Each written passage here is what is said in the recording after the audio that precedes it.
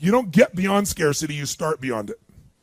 You don't get beyond scarcity, you start beyond it. And the way you start beyond scarcity is every day you build your wealth.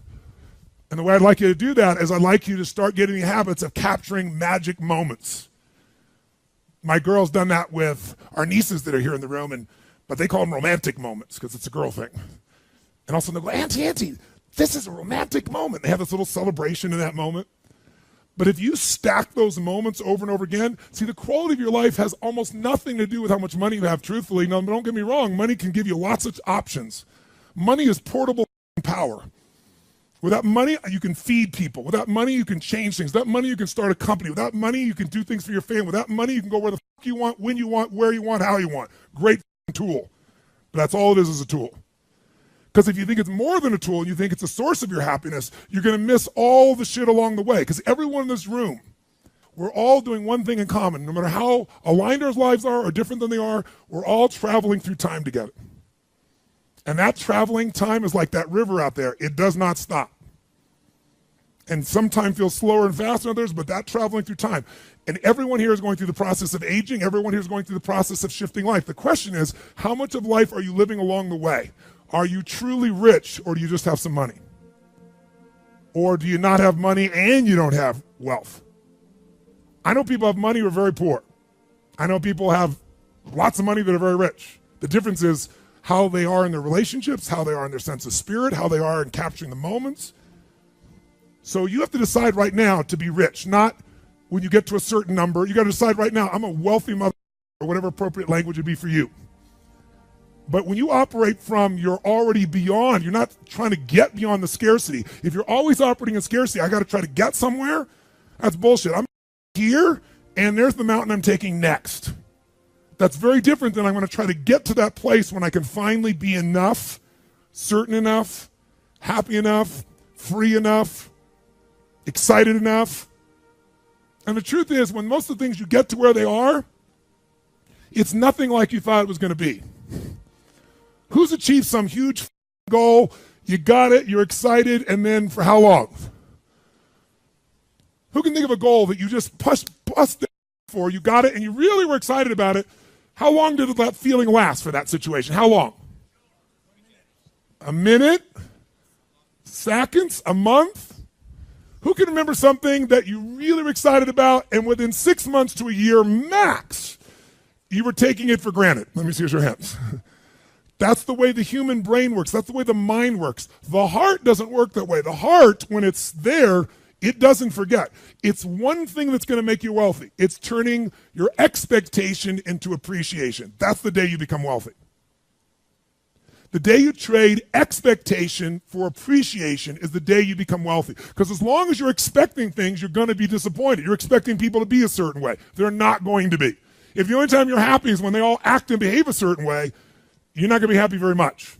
Or if you're happy, it'll be for a short period of time. You expect your spouse to be a certain way. You expect your kids to be a certain way. You expect your coworkers to be a certain way. You expect yourself to be a certain way. How about appreciation? That's the game. Because if you can appreciate the littlest things, you got gifts that nobody else has. So the first place to be wealthy is psychologically, emotionally, and spiritually. And that place has to get regular deposits. And that means, just like some of you meditate, you need a daily discipline of magic moments, and you got to learn to capture the little ones. And that muscle's got to be built. So what's your daily practice? You can call it whatever you want. We'll call it here magic moments. Every day I want you to capture at least 2 to 3 magic moments minimum. It could have been a conversation with a friend. It could have been a moment when an insight happened. It could have been a moment on the mountain. It could have been a little insight or distinction that you got that changed it. But you don't just capture it and write it down. You want to feel it and realize its value. You want to feel it like it's grace, like it's a gift that's been given to you. And what you're doing is appreciating that gift. But like when people say money doesn't matter, they don't know where to shop. And what I mean is they don't know what to shop for and who to shop for. Mm-hmm. Because all the research shows something interesting. If you make twice as much money, you're making $25,000 a year and you make 50, people think it'll double their level of enjoyment of life or happiness. And on average, it improves 9%, which is mind-boggling. There's the initial excitement, and it's 9% better statistically. Lots of studies have shown once you make $75,000 a year, making more money you like, but it doesn't truly change your happiness in a sustainable way once you make basically a middle-class salary. People make more might argue about that with them, but that's what the studies show. But what the studies now show is how you spend money. $5 a day spent right will bring you more joy than $10,000 spent poorly. And what does that mean? I can give you dozens of them, I'll give you 3. Number 1, if you spend money on things, you limit your level of happiness. If you spend the money on experiences, it creates a generative effect in your body emotionally. And they can measure the level of fulfillment and happiness you have just by the purchases you make. And they've done it scientifically all the way down to how it changes your biochemistry down to the changes in your saliva and the hormones. That's where the research comes. It's not somebody airy-fairy saying, well, if you have experiences, it'll be better.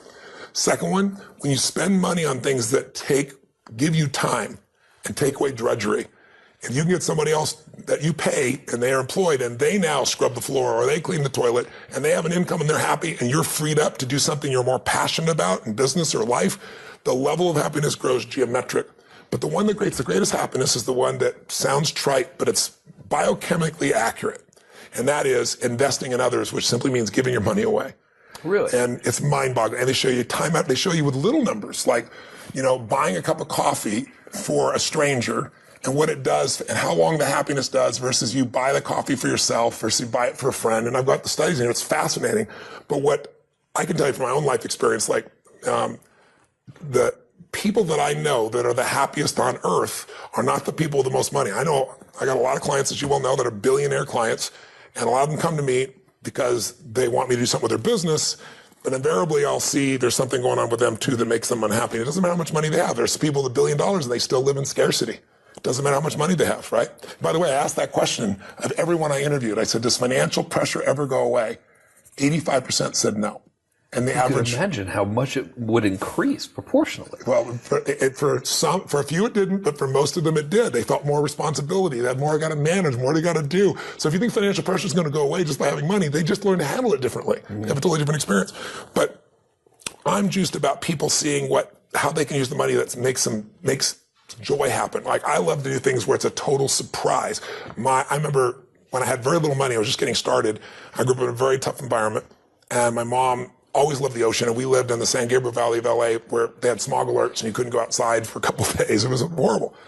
And I called my mom up and I said, this was early in my career, and I said, come meet me in Huntington Beach. There's a condo I'm considering getting on the beach. I'm considering living on the beach, Mom, but I want your feedback, what you think. So she drives down to meet me. I'll never forget, I just looked around, she goes, oh my God, smell the air, it's so fresh, and this is the dream, to live on the beach, and my son's gonna live on the beach, and I show her the condo, and she's like, oh my God, this is incredible. And I said, you sure, do you really think we were this? She goes, I don't care what it costs. She said, if you can get in, you get this. And I said, you feel that strong? She said, yeah. And then I said, it's yours, and I handed the keys. What a day. And it was like, my mom's passed away a long time ago, but it was one of those days that to this day, I can remember the feeling and the experience of like, holy shit. You don't get that by buying something for yourself. Yeah. You don't get that by, earning a bunch of money. It's beautiful to have those choices. We were saving up for an RV, and we were invited to Las Vegas. We had this trip, and we came around the corner, and there's this ultra unbelievable double-sided, and I said, wow, look at that. They said, oh my God, that's the most incredible. We could never have anything like that.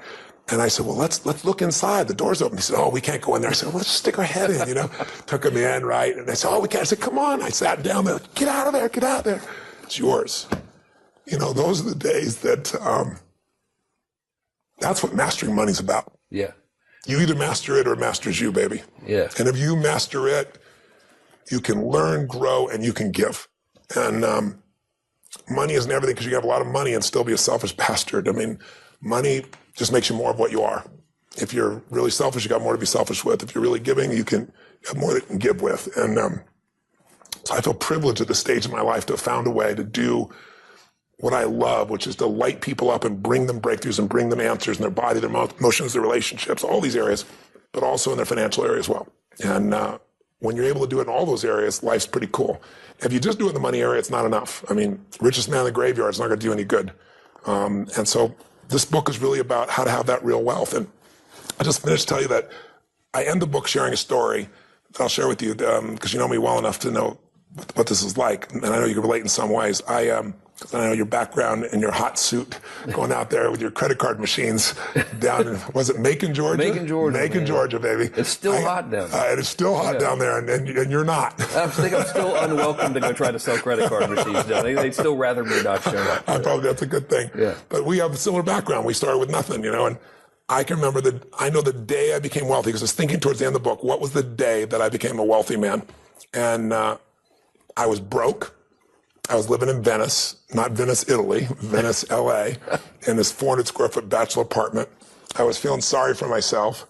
I was mad at the world. I was mad at a friend of mine that I loaned, $1,000 to, and he didn't pay me back, and he wouldn't return my phone calls because I was broke. I mean, I was down to, 23, 24 bucks, something like that, some change. No prospects. I'm like, how am I going to eat? How am I going to survive? I'm going to pay my rent. I was already behind my rent by 30 days. And when I was 17, my mom kicked my dad out. He went back east and kicked me out. And I survived by scratching up enough money each day and then going to the smorgasbord and loading up for the winter, just eating all I could to make it last a day or two. And I thought, okay, that's what I'm going to do. And I walked. I didn't want to take my car into the gas or pay for parking. Didn't have that kind of money. And I walked 3-4 miles from Venice to this place in Marina del Rey. It's still there. And it's called El Chorrito. It's this little Mexican restaurant that's on the water where all the, the amazing yachts are. And I thought, I'm going to go there and I'm going to absorb this abundance environment because I'm so scarce. And I'm going to eat all I can possibly eat, for $5.95 of this tacos and salad. Incredibly healthy, energizing. Of course, food. totally energized. Like something I can go have a good sleep afterwards and forget all this, right? And I went in, I loaded up for winter, and I ate all the stuff. And I'm looking out there, and it was a beautiful day, and it was gorgeous. And so I got up to go pay, and as I got to go pay, in the front door walks this little boy, probably 8 years old, and 7, 8 years old. And he was dressed in a suit, and he's just like, kind of demure like you right now. If anything, I'm certainly demure, as you well know. That's I well know. But sincerely, he was just really, I don't know, there was something about this kid. He had this air about him, and he opened the door for his mother, and he pulled the chair out for her. And I don't know, something about it just struck me emotionally very deeply. And I was just touched, thinking, this little boy has got so much heart and class. And so I walked up to him. I paid my bill and walked up to him, and I said hi, and I introduced myself, and I was nobody. Who the hell's Tony Robbins? No Tony Robbins. And he says, who is this gigantic? Yeah, that's what he's really thinking is not there. And I said, I just want to tell you, I watched you for the last few minutes. I said, I watched you open the door for you later. I saw you pull out the chair. I saw the way you looking in her eyes and giving her full attention. I said, you are a class act. And he looked at me and I said, and taking her lunch, that's awesome. He goes, well, she's my mom. And I said, that's even more cool. And they said, well, I'm not taking a lunch because I don't have a job yet. I'm 8, and I looked at him, I said, yes, you are. And I didn't have any plan. I just reached in my pocket, took all the money I had in the world, was like $19 and some change, whatever was left after that. And I just sat down in front of him in front of the table. And he looked up at me, his eyes got big as garbage can covers. He goes, what's that? And he smiled. I said, that's yours. He goes, I can't take that. And I said, yes, you can. He said, how come? I said, because I'm bigger than you are. And then I didn't say another word. Every time. I didn't say another word. I just turned. I didn't even look at his mom. I wasn't doing it for attention. And I walked out that door. And I didn't walk out that door. I flew out of that door, man. I had no car. I'm walking home, I just felt like so alive. I felt so free. And I should have been scared shitless. I got no money. I don't know where I'm going to feed myself. You gave away last minute. There wasn't an ounce of fear in me. It was like in that moment, scarcity died. It just died. It was out of my life. And I went home that night, and I had no clue what I was going to do. But I was like excited and inspired, and I started writing out this plan. And I thought, well, people fast all the time. I can fast for 4 or 5 days. It's probably good for me. Meal. I can eat after that meal. And I got this little plan in my head, and I'm going to work it out. And I woke up the next morning, and I had no fear in me, and I'm going to go work my plan. And the old snail mail arrived, and there I get this old envelope in the old days, right? Tear the thing open, and it's a check from the guy who wouldn't even return my phone call for more than $1,000, either some interest in, and $1,200 in those days would cover my butt for 2 weeks to a month, right? It was like, and I started to cry, and I'll never forget. I was thinking to myself, what does this mean? And I decided that meant that I was being rewarded for doing what's right. by not operating out of scarcity and fear, it was spontaneous, it was authentic, it felt right, and I did what felt right, and I was rewarded, and I believed in my mind, I still believe to this day, it may not be true, but that was grace. And so from that day forward, it was just like, just do more, give more, share more, create more, and what you need will be there. It's like air. You don't stop to think about when you take a breath whether it'll be there or not. It's always going to be there. Yeah. You just got to do your part. So I'm emotional about it because even though it's been decades and decades since that day. Well, look what the guiding principle has created. And that's why I say I look at my life today and the millions of people I've had a chance to serve and be a part of and who my friends are and the life I get to live my life with today. It's just the rewards, the karma, if you would, corny as it may sound. And so, for me today, just recently, I was thinking about it. It's probably why I'm so emotional. I was thinking about where this journey began for me, my desire to serve. Every day before I get on stage, I do this thing to whip myself into a peak state, and then my last words are, "Use me, Lord." That's my prayer.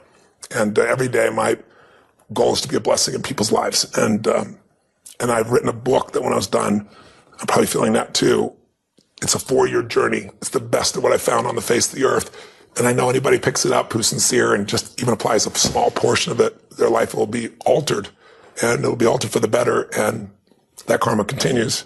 And I also know part of this is, up front, I'm not waiting for a book to sell. I didn't do some feeding promotion.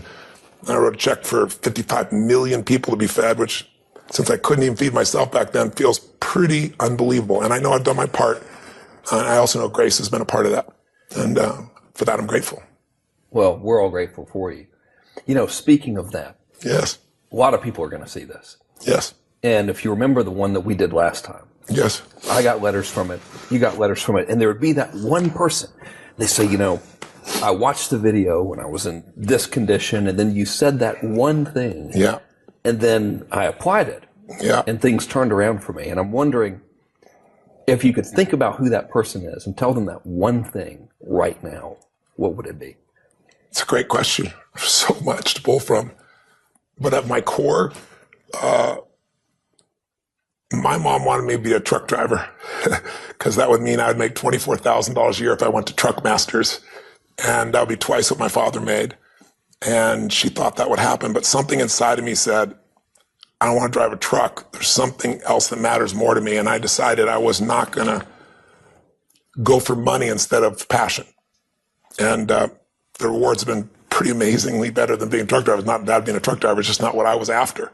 And I look back, and one of the things that helped me was my original teacher, Jim Rohn, who was a personal development speaker I went to hear when I was 17. He said something the first time I heard him, and he said, it's really simple. If you want life to change, you got to change. If you want life to be better, you've got to get better. It's the only way it happens. And luck will show up for people and it'll leave them. But if you're constantly improving who you are and what you give, game over. And he also told me something about economics that I never forgot. He said, economics is really simple. The world really is simple. If you will find a way to add more value to other people's lives than anybody else does, then you'll never have to worry about that area of your life. And if you look at it, most of us don't realize you can add a lot of value and be a school teacher and add enormous value. And unfortunately, in our society, you won't get paid well.